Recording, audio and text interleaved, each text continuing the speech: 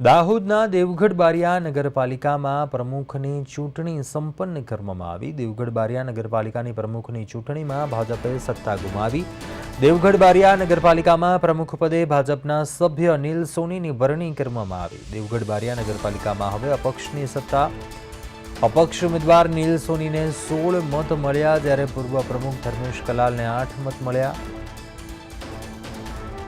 જ્યારે 17 ઓક્ટોબરે નીલ સોની તેમજ તેના સમર્થકોએ નગરપાલિકાના પ્રમુખ ધર્મેશ કલાલ વિરુદ્ધ બળવો કરતા ભાજપે સસ્પેન્ડ કર્યા હતા।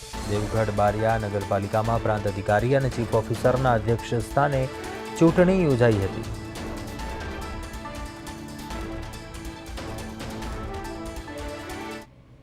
દેવગઢ બારિયા નગરમાં આજરોજ પ્રમુખની સામાન્ય ચૂંટણી યોજાઈ હતી, જેમાં 24 માંથી 16 કાઉન્સિલરોએ મને મત આપી અને પ્રમુખ સ્થાને બેસાડ્યો છે।